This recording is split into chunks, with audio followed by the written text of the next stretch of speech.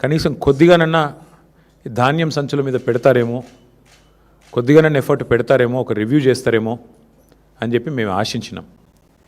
కానీ నిన్న ముఖ్యమంత్రి గారికి ఆయన మాటలు వింటే నిన్న ప్రెస్ కాన్ఫరెన్స్లో నిజంగా చాలా చాలా ఆశ్చర్యం అనిపించింది, కొంత బాధ కూడా కలిగింది.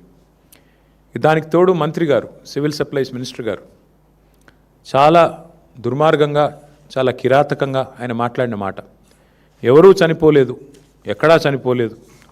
ఇది నా సొంత కవిత్వం కాదు, పత్రికల్లో వచ్చిన వార్తలే నేను చూపెడతా ఉన్నాను. పేర్లతో సహా చెప్పమంటే గౌరవ మంత్రి గారికి నేను చెప్తాను. నజీరుద్దీన్ అనే రైతు, మంత్రి గారి సొంత జిల్లా నల్గొండ జిల్లా నకరేకల్ కాన్స్టిట్యున్సీ, ఉత్తమ్ కుమార్ రెడ్డి గారి సొంత జిల్లాలో నజీరుద్దీన్ అనే రైతు, మొహమ్మద్ నజీరుద్దీన్, ధాన్యం కుప్పల మీద కూలిపోయి నకరేకల్ పట్టణంలో చనిపోయిన పరిస్థితి. ఇది నజీరుద్దీన్ గారు. ఇది వాస్తవం కాదా మంత్రి గారు? ఇక 1-2 కాదు, అసలు ధర్నాలు, రైతులు స్వచ్ఛందంగా రోడ్డెక్కి చేస్తున్న ఆందోళనలు అయితే లెక్కలేదు. ధర్నాలు రైతులే చేయట్లేదు, కాంగ్రెస్ కార్యకర్త, ఇది జనగామ జిల్లా ఏనేబావిలో కాంటా పెడతలేరని చెప్పి కాంగ్రెస్ కార్యకర్త పేరు కూడా నేను చెప్తాను మీకు. ఆయన పేరు పొన్నాల తిరుమలేష్. 200 బస్తాలు వండించిండు, కాంటా పెడతలేరు, జోక్తలేరు, ఇదేం దరిద్రం అని చెప్పి కాంగ్రెస్ కార్యకర్త తిరుమలేష్ గారు అర్ధనగ్నంగా నిరసన చెప్తున్న ఫోటో ఇది. అట్లాగే ఎక్కడో కాదు, నిన్నటికి నిన్న కొడంగల్ నియోజకవర్గం దౌలతాబాద్, ఆ ఊరి పేరు ఏదో ఉంది, నేను మర్చిపోయాను. మొత్తం రైతులందరూ గోకా ఫసలాబాద్ అనే గ్రామంలో, మా పార్టీ వాళ్ళు ఎవరు లేరు అక్కడ, మొత్తం రైతులందరూ రోడ్డు ఎక్కి ధాన్యం కొంటలేరని ముఖ్యమంత్రి సొంత నియోజకవర్గమైన కొడంగల్ దౌలతాబాద్ మండలం ఆ గ్రామంలో వారు చేసిన నిరసన ముఖ్యమంత్రి గారికి మరి రిపోర్ట్ ఇస్తున్నారో లేదో, ఆయన బుకాయించదలుచుకున్నాడో ఆయన ఇష్టం. ఇక మా పార్టీ నాయకులు మొత్తం కలిసి మంచిర్యాలలో చేసిన ధర్నా, ఒకటే రోజు 4 రైతులు మంచిర్యాల జిల్లాలో మరణిస్తే మా నాయకులు జీవన్ రెడ్డి గారు, మాజీ మంత్రివర్యులు, మాజీ ఎమ్మెల్యే దివాకర్ రావు గారు మంచిర్యాలలో రైతులతో సహా ధర్నా చేసి 4 ప్రభుత్వం ఆదుకోవాలని చెప్పి ఆ ఈదురుగాలులకు అక్కడే మరి సంఘటన జరిగితే వెంటనే మా నాయకులు స్పందించిన పరిస్థితి. ఒకటిగా చెప్తూ పోతే ఎన్నున్నాయంటే ఇట్లా మీరు చూడండి, ఇదిగోండి ఎక్కడెక్కడ ఏ జిల్లాలో జరిగినాయి కూడా మీకు చూపెడతాను నేను. చూడు, ఇది ఈనాడు పత్రిక. సరే, మళ్ళీ నమస్తే తెలంగాణ చూపెడితే అది మీ పత్రిక అంటాడు, అదో బాధ. ఇది ఈనాడు పత్రిక. ఈనాడు పత్రికలో వచ్చింది, కొనుగోలు కేంద్రంలో ఆగిన రైతు గుండె. ఇది నెక్కొండ మండలం, వరంగల్ జిల్లా.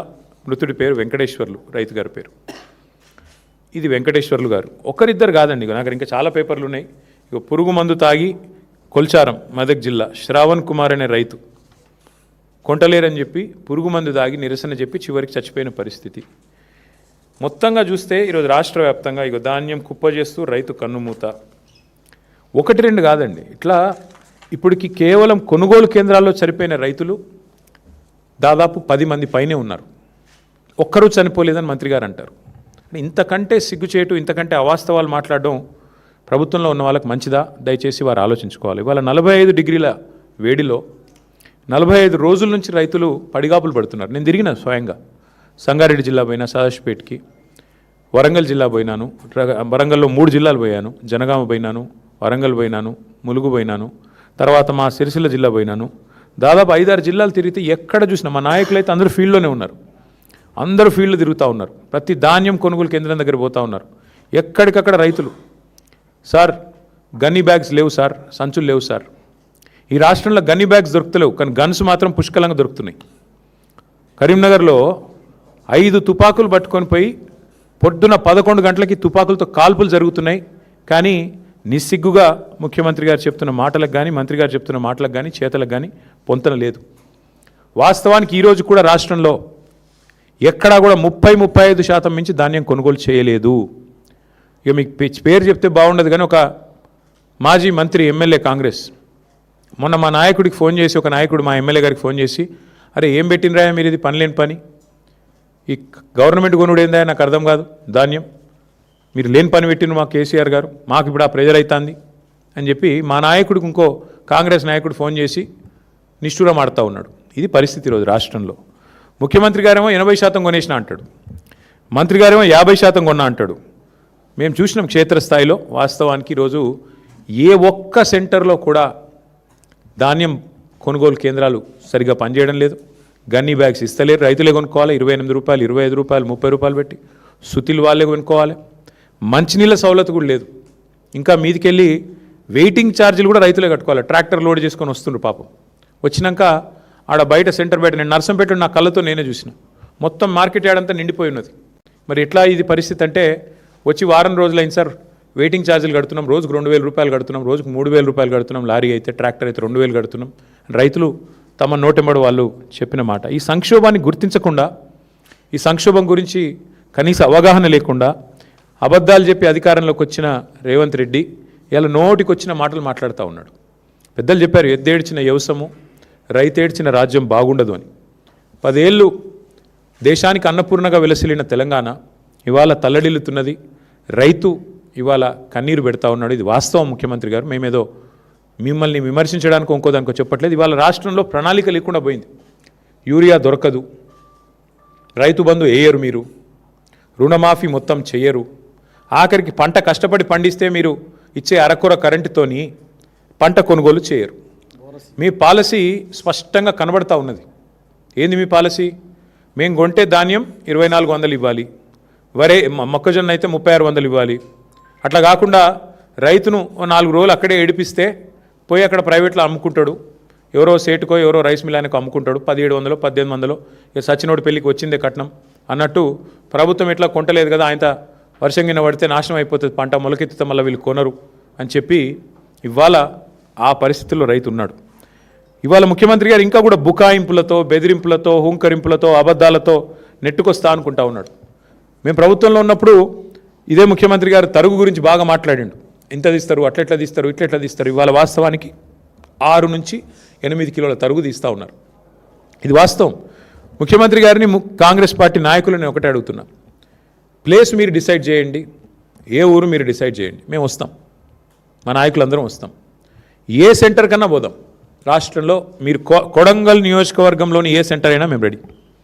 ఎక్కడన్నా కూడా మీరు చెప్పినట్టు 80% కొనుగోలు జరిగినాయని మీరు రుజువు చేస్తే ఏ శిక్షకైనా మేము సిద్ధం ముఖ్యమంత్రి గారని నేను విజ్ఞప్తి చేస్తా ఉన్నాను. దయచేసి భేషజానికి పోకండి. అనవసరంగా ఏదో డైలాగులతో, పెద్ద పెద్ద మాటలతో. ఇంకా ఎలక్షన్లు చాలా దూరం ఉన్నాయి, ఇంకా 2.5 ఏళ్ళు ఉంది. ఇప్పటి నుంచే ఎందుకు ప్రతిదానికి రాజకీయం? దయచేసి భేషజానికి పోకుండా, అహంభావానికి పోకుండా, మేము చెప్తున్నాం కదా వీళ్ళెవరు చెప్పడానికని అనవసరపు దీనికి పోకుండా, బ్రోకర్ల పాలవుతున్న ధాన్యాన్ని మధ్య దళారులు ఏదైతే ఇవాళ గవర్నమెంట్ కొంటలేదు కాబట్టి దళారులకు అమ్ముకునే దుస్థితి ఏదైతే రైతులకు వచ్చిందో దీని నుంచి నివారించండి. మా శ్రీనివాస్ గౌడ్ గారు గుర్తు చేస్తూ ఉన్నారు, బోనస్ ఎగ్గొట్టిండు అని. బోనస్ కాదు, ఈ ప్రభుత్వమే పెద్ద బోగస్. ఈ ప్రభుత్వమే పెద్ద బోగసు. అలా రైతు డిక్లరేషన్ అంత పెద్ద బోగస్ ఇంకోటి లేనేలేదు. 34 హామీలు ఇచ్చారు రైతు డిక్లరేషన్లో. ఒక్కటన్నా అమలైందా ఈ రాష్ట్రంలో? 4 ఏళ్ల కిందట రాహుల్ గాంధీ గారు వచ్చి వరంగల్లో మీటింగ్ పెడితే అదే రోజు మళ్ళీ మేము మొన్న పెట్టాం రైతు సంగ్రామ సదస్సు అని వరంగల్లో పెట్టినాం. ఆ రోజు అడిగాను నేను, ఎంతసేపు ముఖ్యమంత్రిని తిట్టిండి. నేను ముఖ్యమంత్రిని తిట్టలే. రైతు బంధు వేయకుండా ఉండేందుకు మేము ఏమైనా దివానగాళ్ళమా అన్నాడు ముఖ్యమంత్రి. నేను గదే గుర్తు చేసిన. ఇప్పుడు ఏయని దివానగాడేవాడని నేను అడిగిన. నేను ముఖ్యమంత్రి గారు నేనేం తిట్టలే. కేవలం ఆనాడు మేమేమైనా దివానగాళ్ళమా, మాకేమైనా దిమాక్ లేదా అన్నాడు. నేను గదే చెప్పిన. మరి దివానగాళ్ళు ఎవరు, దిమాక్ లేని వాళ్ళు ఎవరు అని అడిగిన. దానికి అసలు విషయం చెప్పకుండా రైతు బంధు ఇప్పుడు 4వ సారి సక్సెస్ఫుల్గా ఎగ్గొట్టారు ఈ ప్రభుత్వం వచ్చాక. అట్లాగే 15,000 ఇస్తామని డైలాగులు కొట్టారు. ఆ ఇచ్చిన ఒక్కసారి 12,000 ఇచ్చినారు. ఇక చెప్తూ పోతే చాలా ఉన్నాయి. విత్తనాలు దొరకవు, యూరియా దొరకదు, షాపులో లేదు కాబట్టి దాచిపెట్టేందుకు యాప్లో అని చెప్పి యాప్ డ్రామాలు. ఇవన్నీ రైతులు చూస్తున్నారు ముఖ్యమంత్రి గారు. మీ హుంకరింపులు, మీ అబద్ధాలు. ఇవాళ లారీలు లేవు, ట్రాన్స్పోర్ట్ చేసేటోడు లేడు, బస్తాలు దించేటోడు లేడు, హమాలి దిక్కులేడు. మీ ప్రభుత్వానికి ప్రణాళిక లేదు. పోనీ కేంద్ర ప్రభుత్వం ఏమన్నా వాళ్ళేమన్నా మంచి చేస్తున్నారంటే మన ప్రధానమంత్రి గారు వచ్చి మన రాష్ట్రానికి వచ్చి హైదరాబాద్లో మీటింగ్ పెట్టి సావు కబురు చల్లగా చెప్పిపోయిండు. రైతులు యూరియా వాడుడు తక్కువ చేయాలి, బంగారం కొనుడు తక్కువ చేయాలి. మరి ఆ పెద్ద మనిషి వచ్చి శుద్ధులు చెప్పిండు. దాన్ని బట్టి అర్థమయ్యేది ఏంటంటే నాకు వచ్చే సీజన్లో కూడా తప్పదు. కాంగ్రెస్ అనే ఈ దరిద్రం ఈ రాష్ట్రంలో ఉన్నంతకాలం రైతులకు ఇక్కట్లు తప్పవు, మళ్ళీ యూరియా దొరకదు. ఆయన కేంద్ర ప్రభుత్వానికి నాయకత్వం వహించే పెద్ద ఆయన మోడీ గారు చెప్తున్నారు. ఇక రాష్ట్రంలో ఉన్న మంత్రులకు, ముఖ్యమంత్రి గారికి డబ్బు సంచుల మీద ఉన్న దృష్టి ధాన్యం సంచుల మీద లేదు, యూరియా సంచుల మీద లేదు. కాబట్టి మరి ముందస్తు ప్రణాళికలు లేవు, ప్లానింగ్ లేదు, ముఖ్యమంత్రికి అసలు సోయే లేదు.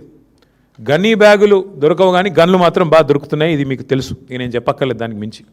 చివరికి టార్పాలిన్ కవర్లు కూడా ఆఖరికి ఇప్పుడు వర్షం వచ్చేసింది, దగ్గరికి వచ్చిన టైం, టార్పాలిన్ కవర్లు కూడా ఇచ్చే దిక్కు లేదు ఇవాళ ఆ కేంద్రాలలో. మళ్ళీ రైతులే తెచ్చుకోవాలి, రైతులే కాపాడుకోవాలి. ఆరుగాలం కష్టపడి పండించిన పంటను కాపాడుకోకపోతే ఇవాళ ఈ ప్రభుత్వం అయితే ఏమీ చేయదు అనేది స్పష్టంగా అందరికీ అర్థమైపోయింది. ఇక నేను అనేదల్లా ఒకటే, మీరు భూముల మీద పెట్టే శ్రద్ధ, భూదోపిడీ మీద పెట్టే శ్రద్ధ, భూహారతి ఏదైతే తెచ్చారో ఆ భూహారతి ద్వారా స్వాహా చేస్తున్న కార్యక్రమం వేం నరేందర్ రెడ్డి గారు నిన్నగాక మొన్న మా సోదరుడు మన్నే క్రిషాంక్ బయటపెట్టినాడు. ఎట్లా కే సముద్రం మండలంలో అసైన్డ్ పట్టాలను రాయించుకున్నాడు, భూహారతి ద్వారా ఎట్లా స్వాహా చేసినాడు మా సోదరుడు బయటపెట్టాడు. నిన్న శంషాబాద్లో ఎంఆర్ఓ గారి కార్యాలయం మీద ఏసీబీ రైడ్ అయితే అక్కడ కూడా జరిగిన భూదోపిడి, ముఖ్యమంత్రి గారి అనుచరుడు 90 ఎకరాల సీలింగ్ భూమిని ఎంఆర్ఓ స్థాయిలో కలెక్టర్ స్థాయిలోనే ఉత్తర్వులు ఇచ్చేసి ఉత్తర్వులు కూడా ఉన్నాయి, కావాలంటే మీకు ఇస్తాను. దోపిడీ ఎట్లా చేశారు, 1000 కోట్ల విలువైన భూమిని నిన్ననే ఏసీబీ రైడ్లో దొరికినారు. వీటి మీద ముఖ్యమంత్రి గారి దగ్గర సమాధానం ఉండదు. వాటి మీద ఉన్న శ్రద్ధ, వాటి మీద ఉన్న ఆసక్తి, భూ కొనుగోళ్ళు, భూ దందాల మీద ఉన్న శ్రద్ధ భూమిని నమ్ముకున్న రైతు మీద నీకు లేదు. ఇది వాస్తవం. ఉంటే పరిస్థితి ఇట్లా ఉండదు. అందుకే నేననేది ఉత్తమ్ కుమార్ రెడ్డి గారిని, రేవంత్ రెడ్డి గారిని ఇద్దరు కలిసి తప్పుదోవ పట్టించాలని చూస్తున్నారు. వాస్తవానికి కొనుగోళ్ళు ఈరోజు వరకు రాష్ట్రంలో ఎక్కడా కూడా 30-35% దాటలేదు. చివరికి రైతులు విసిగి వేసారిపోయి ప్రైవేట్లు అమ్ముకోవాలన్నదే మీ కుట్ర, మీ ఉద్దేశం అదే స్పష్టంగా మాకు కనబడుతున్నది. మొత్తం కలిపి 1,51,00,000 మెట్రిక్ టన్నులు పండింది ఈరోజు రాష్ట్రంలో. మీరు కొన్నది ఎంత అండి ఇప్పటివరకు? లెక్కలు బయట పెట్టండి.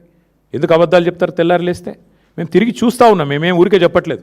మేము మళ్ళీ డిమాండ్ చేస్తూ ఉన్నా, రేపు క్యాబినెట్ మీటింగ్ ఉన్నది, ముఖ్యమంత్రి గారిని నేను డిమాండ్ చేస్తూ ఉన్నా.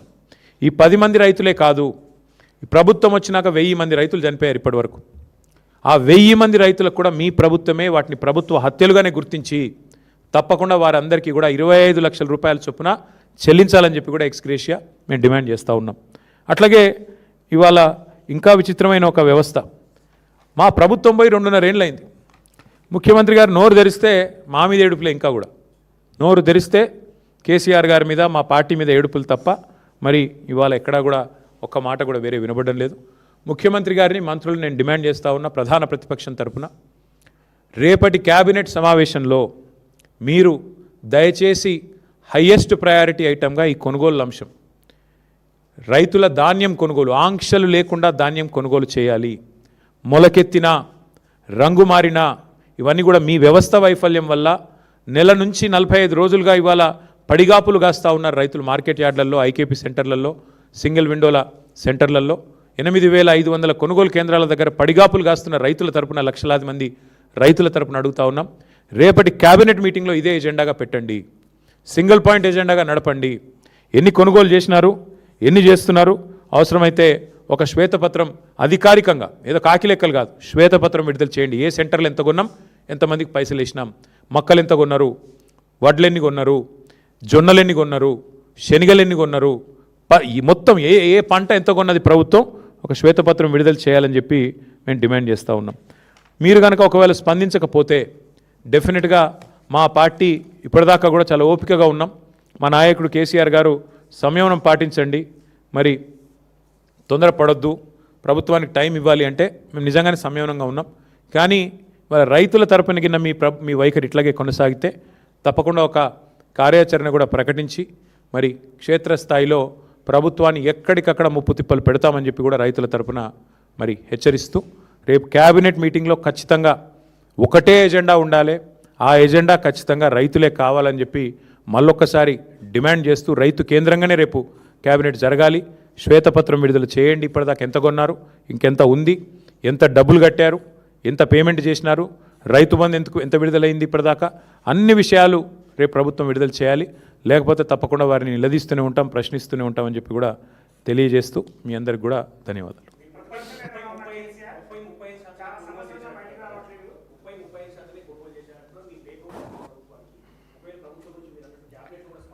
చూద్దాం, రేపు క్యాబినెట్లో ఒకవేళ స్పందన రాకపోతే మా పార్టీ ఎట్లాగో యాక్టివ్గానే ఉంది. ఫీల్డ్లో ఇప్పటికే మా నాయకులందరూ పర్యటన చేస్తూనే ఉన్నారు. మా మాజీ ఎమ్మెల్యేలు కానీ, మా నియోజకవర్గాల ఇన్ఛార్జీలు కానీ, జిల్లా పార్టీ అధ్యక్షులు కానీ ఎక్కడి వాళ్ళు అక్కడ ధర్నాల్లో పాల్గొంటున్నారు, ఎక్కడి వారు అక్కడ కొనుగోలు కేంద్రాలు తిరుగుతున్నారు. ఒకవేళ ప్రభుత్వం కనుక స్పందించకపోతే రైతుల తరపున విస్తృతమైన కార్యక్రమాలకు శ్రీకారం చుడతాం. రేపు ప్రభుత్వ స్పందన చూసి మా కార్యాచరణ ప్రకటిస్తాం.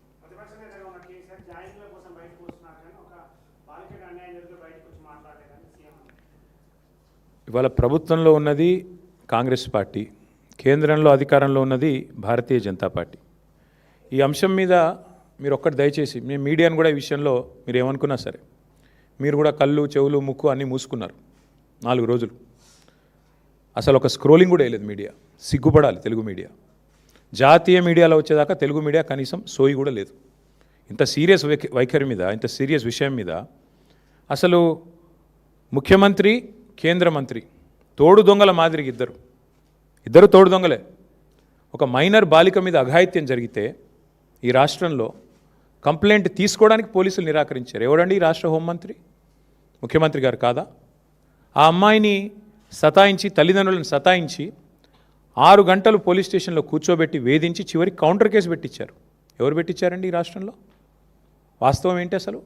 ఆ మైనర్ బాలిక, ఆమె మీద జరిగిన అఘాయిత్యానికి సంబంధించి వాళ్ళ తల్లిదండ్రులకు చెప్పి బోర్మని ఏడిస్తే నిందితుని పట్టుకోవాల్సింది పోయి 9 రోజులు రాచమర్యాదలు చేసి కాపాడిన వెధవ ఎవడు? నేను అడుగుతా ఉన్నా ఈరోజు. ఎవరా వెధవ? ఇద్దరిలో తెలియదా ప్రజలకి? సిగ్గుపడాలా ముఖ్యమంత్రి? ఏమంటాడు మీ డీజీపీ? ఆయనకి ఏమైనా ఉందా తలకాయ అసలు? ప్రైమ్ మినిస్టర్ బందోబస్తులో బిజీగా ఉన్నాం అందుకే కేసు పెట్టలేదా? ప్రైమ్ మినిస్టర్ బందోబస్తు వచ్చినప్పుడు మొత్తం నేరస్తులందరికీ హాలిడే ఇస్తారా? 3 రోజులుగా సంపుకొనరా అని చెప్పి మొత్తం రేవంత్ రెడ్డి గారు చెంచల్ కూడా బ్యాచ్మేట్స్ అందరికీ చెలరేగమని చెప్తారా? ఏం చెప్తున్నావు నాకు అర్థం కాదు. సిగ్గుందా అసలు ప్రభుత్వానికి? మేము 10 రోజులు మౌనంగా ఉన్నాం. ఎక్కడ ఒక అమ్మాయి విషయం కదా, సెన్సిటివ్ విషయం కదా అని మౌనంగా ఉన్నాం. ఇవాళ ముఖ్యమంత్రి మాట్లాడిన మాటలతో నోరు విప్పక తప్పని పరిస్థితిలో నేను మాట్లాడుతూ ఉన్నా. అసలు మెదడు ఉందా ఆయనకి? లేదా వడదెబ్బకి ఏమైనా చిన్న మెదడు కూడా చితికిపోయిందా? ఏం మాట్లాడుతున్నాడు ఆయన? నాకు అర్థం కాదు. ఏదో మా బావమ్మరి దీంట్లో ఏదో దొరికినాయి అంటాడు. పెట్టు కేసు ఎవడొద్దన్నాడు ఆయన నిన్ను? ఏం దొరికినాయి? నీ ఎక్సైజ్ సూపరింటెండెంట్ చెప్పింది కదా, అందులో ఏం దొరకలే, ఏం లేదురా నాయన అని. నువ్వేమైనా ప్లాంట్ చేయబోయినట్టున్నావు. మీ వాళ్ళకి చెప్పేది ఆడ ఇరికీయమని చెప్పినట్టున్నావు. అది ఇరికేయలేకపోయాను. నేనేం చేస్తా దానికి? నేనేమంటున్నా అంటే ఇంత చిల్లర రాజకీయం మంచిది కాదు. 9 రోజులు ఒక పాక్సో నిందితుని దేశంలో ఎక్కడైనా వదిలిపెట్టినరా? ఎందుకు నీకు అంత అండర్స్టాండింగ్ ఏంది మీ ఇద్దరికి? నీకు ఎందుకు భయం? ఒక నిందితుడిగా చూడాలా? వారు ఎవరైతేందా? ఎందుకు కాపాడినామని అడుగుతున్నా ముఖ్యమంత్రిని. చివరికి ఏం జరిగిందండి వాస్తవం? కేసు రిజిస్టర్ చేయడానికి భయం, మీడియాలో రాయడానికి భయం. ఎవడు చేస్తున్నాడు ఈ మేనేజ్మెంట్ అంతా? నువ్వు, నీ ఫ్రెండ్ కాదా? నీ ఫ్రెండ్ ఆర్ఎస్ బ్రదర్స్ కాదా ఇద్దరు మీరు? ఇది వాస్తవం కాదా? మీడియాకు ఫోన్లు చేసి బతిమలాడింది వాస్తవం కాదా?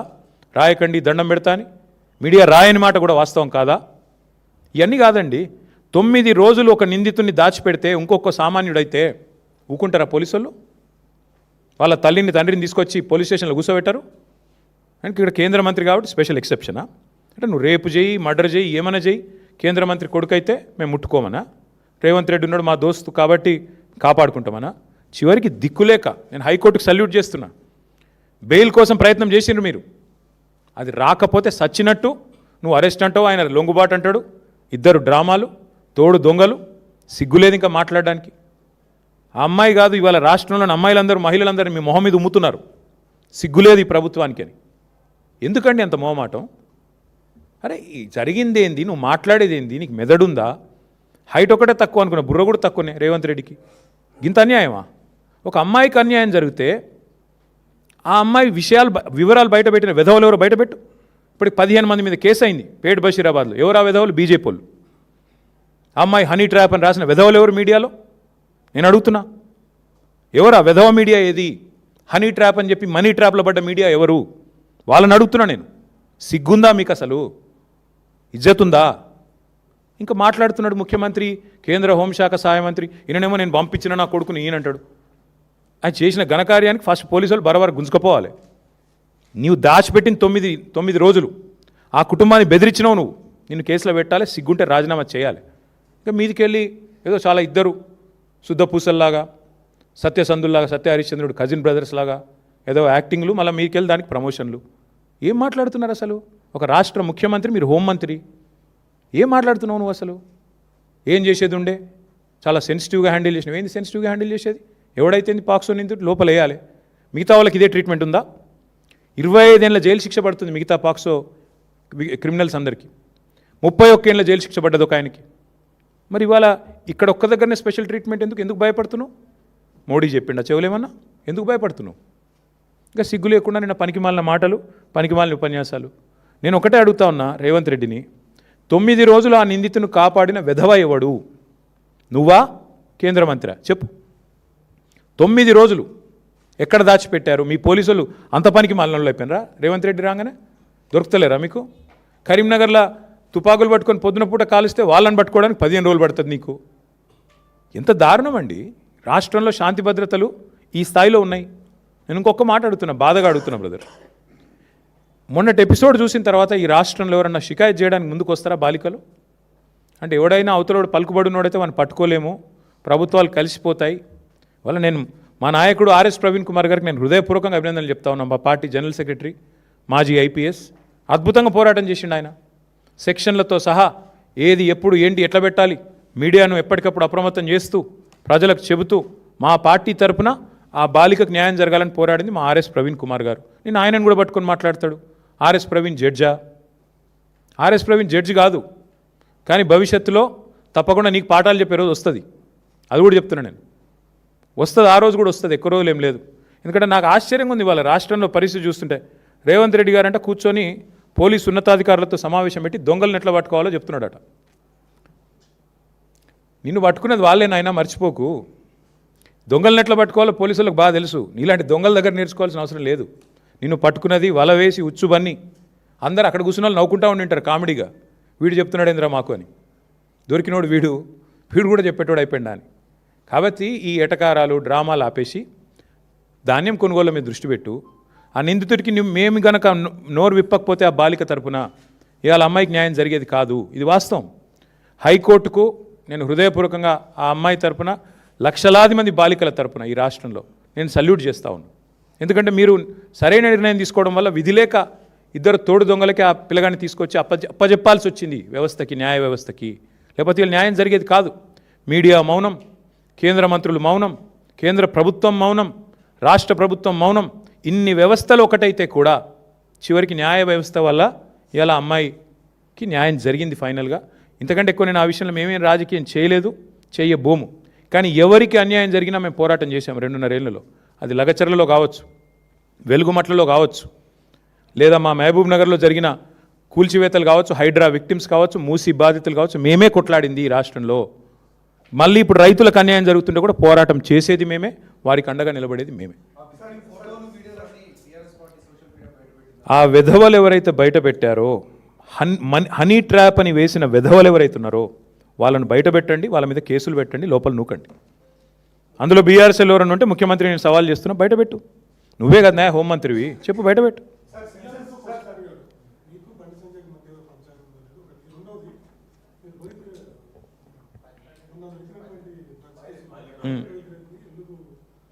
బ్రదర్ నేను ఒక మాట, నేను ఈ పనికి మాలిన డైలాగులు ముఖ్యమంత్రి గారికి ఇప్పుడు కొడతానే ఉంటాడు పాపం. ఆయనకి ఏందో కానీ ఇంకా ముఖ్యమంత్రి అన్న ఫీలింగ్ రాలే ఇంకా ఆయనకి. ఇంకా కూడా ఏదో ప్రతిపక్షంలో ఉన్నట్టు మా మీద దుమ్మెత్తిపోయడం అలవాటుగా ఉంది. అసెంబ్లీ సమావేశాలప్పుడు వాళ్ళ పీసీసీ ప్రెసిడెంట్ అన్నాడు డ్రగ్ టెస్టులు పెట్టండి అన్నాడు. పెట్టరాబాయ్ అని నేను అన్నా. మరి ఎందుకు వెనకపోయిందా ప్రభుత్వం? డ్రగ్స్ బిగ్స్ పెట్టు, టెస్టులు పెట్టు మీ ఎంపీలకు. ఎంతమంది దొరుకుతారో నేను చెప్తా, పేర్లు చెప్తే బాగుండదు. పెట్టు. ఏం మాట్లాడుతున్నాడు ముఖ్యమంత్రి? ఒక చిన్న స్కూల్ పోరగాడు మాట్లాడినట్టు. అప్పుడప్పుడన్నా కొద్దిగా ముఖ్యమంత్రిలా హుందాగా మాట్లాడు. ఎప్పుడో సస్పెండ్ చేసినాం రోహిత్ రెడ్డిని, మీకు తెలియదా? షోకాజ్ నోటీస్ ఇచ్చినాం, సస్పెండ్ చేసినాం. ఇక ముఖ్యమంత్రి ఆయనకు తెలియకపోతే నేనేం చేస్తా దానికి?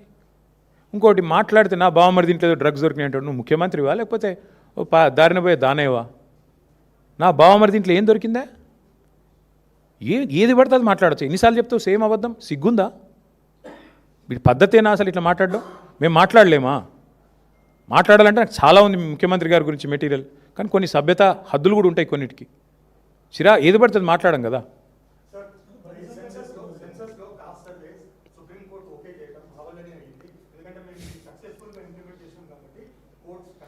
ఒక్క సోదరుడు ఈ రాష్ట్రంలో కులగణన బాగా జరిగిందని ఏ ఒక్క మనిషినైనా చెప్పమనండి బ్రదర్. ఆఖరికి సర్వే చేసిన వాళ్ళు ఎవరైతే సర్వే చేసిన పిల్లలు వాళ్ళనన్నా చెప్పమనండి. ఎందుకంటే రేర్ మోడల్ అని చెప్పుకున్నాడు, ఏదో రేర్ మోడల్ అని చెప్పిండ్రు. తర్వాత ఏమైంది, 160 కోట్లు ఖర్చు పెట్టిండ్రు. చివరికి ఏం జరిగింది, 51% ఉన్న బీసీలను 46% తగ్గించిండ్రు. ఇదే రేర్ మోడల్. బీసీల గొంతు కోసి లేనోళ్ళని ఉన్నట్టు చూపెట్టి ఉన్నోళ్ళని లేనట్టు. నేను అందుకే అంటున్నా, నీ మోడల్ అంత గొప్ప మోడల్ అయితే ఇవాళ ఎవడెందుకు ఆమోదిస్తలేడు రాష్ట్రంలో?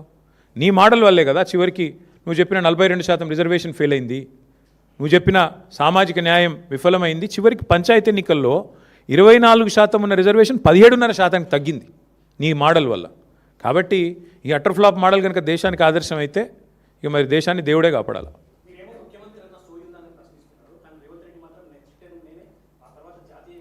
బ్రదర్, చిన్నప్పుడు నేను టీవీ చూసేవాడిని, బాగా చిన్నగా ఉన్నప్పుడు స్కూల్లో ఉన్నప్పుడు సీరియల్ వచ్చేది, ముంగేరి లాల్కే హసీన్ సప్నే. అట్లా చాలామంది చాలా కలర్ కనొచ్చు. బ్రదర్ ఇవన్నీ ఇంకోటి కూడా చెప్తున్నా, ఈ రాష్ట్రంలో రేవంత్ రెడ్డి ముఖం చూసి ఎవరు ఓటు వేయలేదు. ఆయన ముఖ్యమంత్రి కావాలని ఓటు వేయలే ఎవరు. అది అడ్డిమారి గుడ్డి దెబ్బ అంటారు చూడు. పేమెంట్ కోటాలో, మేనేజ్మెంట్ కోటాలో ఆయన తెచ్చుకున్న సీట్ అది. ఢిల్లీకి పైసలు కొట్టిండు రాహుల్ గాంధీకి, అందరూ తెలుసు. సీక్రెట్ ఏమైనా ఆయనే చెప్పిండు కదా, గాంధీ కుటుంబానికి కావాలంటే 1000 కోట్లు పంపిస్తా అని. ఆ కోటాలో పైసలు ఇచ్చి తెచ్చుకున్నాడు. ఇక దానికి ఆయన నేనేందో చాలా శక్తివంతుని అనుకుంటే మరి మహబూబ్ నగర్ పార్లమెంట్ ఎందుకు గెలిపిలేకపోయినావు? ఆయన నువ్వు ఎంపీగా ఉన్నప్పుడు చాలా గొప్పడో కదా, ప్రజానాయకుడో కదా. ఎంపీగా ఉన్నప్పుడు నీ ఎంపీ పరిధిలో ఒక ఎమ్మెల్యే గెలిచిండా? ఎంపీగా ఉన్నప్పుడు మల్కాజ్గిరి ఒక కార్పొరేషన్లో ఒక మున్సిపాలిటీ గెలిచినవా? ఎంపీగా ఉన్నప్పుడు ఒక కార్పొరేటర్ గెలిపించినావా కనీసం? చాలా గొప్ప ప్రజానాయకుడు, 34 దాకుంటా 94 దాకుంటా ఉండు. నిన్ను ఎవరొద్దన్నారు?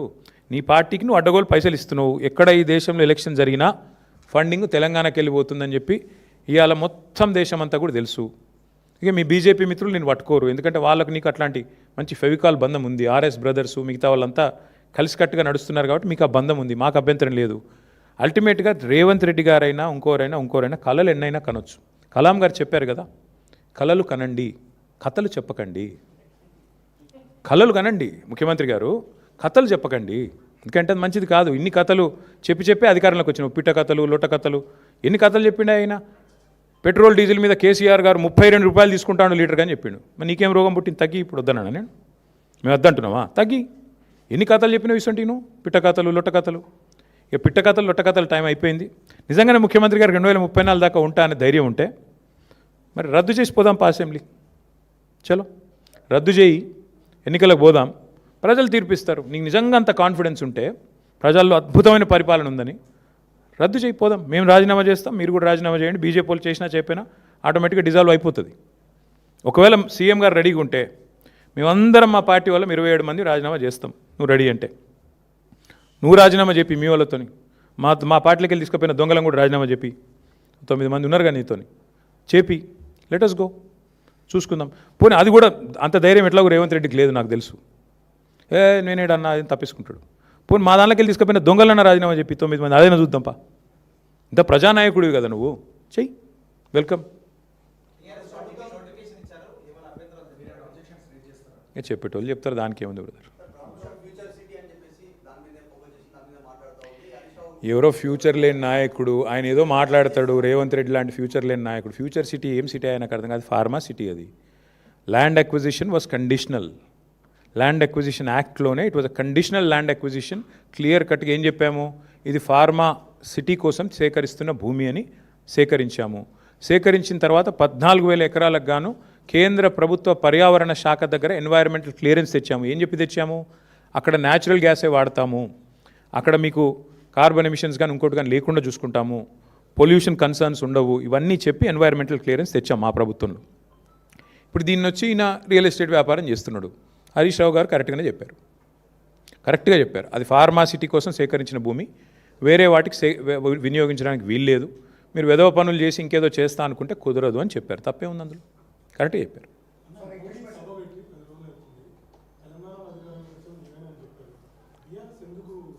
ఏం చెప్పారు ఆయన? ఏం చెప్పలేదు కదా పాపం. ఏం చెప్పారు ఆయన? బంగారం కొనొద్దు అన్నాడు. మేము బంగారం కొనే బ్యాచ్ కాదు, మాకు ఏం చెప్తాం ఆయనకు. సరే ఆయన ఏం చెప్పాడు, ఏదో పెట్రోల్ డీజిల్ తక్కువ వాడమన్నాడు. ఇక ఆయనేమో విదేశాలు తిరుగుతాడు, మనం తక్కువ వాడమన్నాడు, ప్రైవేట్ జెట్ వేసుకొని ఆయన తిరుగుతాడు. ఇక ఇంకేదేదో చెప్పిండు, ఒక 3-4 ముచ్చట్లు. ఏమంటారు, కలిసే ఉన్నారు. కలిసి వచ్చి ఏంది బ్రదర్, వాళ్ళిద్దరు ఎప్పటి నుంచో కలిసి ఉన్నారు. నేను అడుగుతున్నా బ్రదర్, వాళ్ళు కలిసి లేని, కొత్తగా కలిసేది ఏముంది రేవంత్ రెడ్డి బీజేపీతోని కలిసే ఉన్నారు కదా. ఆర్ఆర్ ట్యాక్స్ అని ప్రధానమంత్రి గారు ఏప్రిల్ 2024లో ఇక్కడ బహిరంగ సభ పెట్టి చెప్పారు. ఆర్ఆర్ ట్యాక్స్ వసూలు అవుతుంది అన్నారు. 2 ఏళ్ళు అయిపోయింది. ఇప్పుడు ఆ మనిషిని మళ్ళీ నాతో రా అంటున్నాడు. దాని అర్థమైంది అంటే 2 ఏళ్ళు నువ్వు వసూలు చేస్తున్నాయని నాకు తెలుసు, నువ్వు చేసే దొంగ పనులన్నీ నాకు తెలుసు, కానీ నాతో కలిసి వస్తే అన్నీ మాఫ్ అవుతాయి.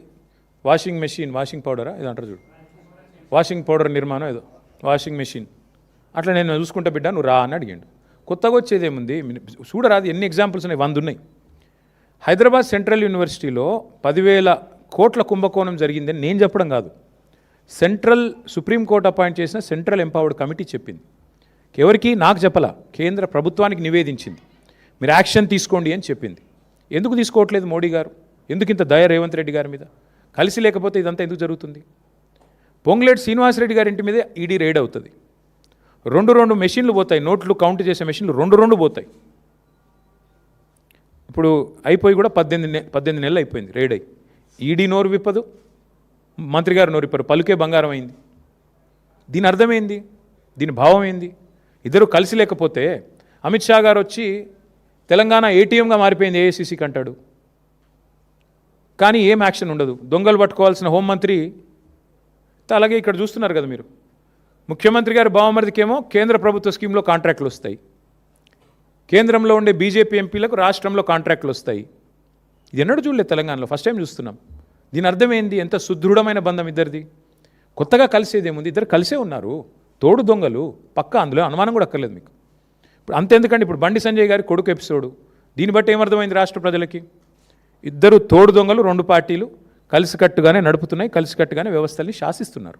ఇది వాస్తవం.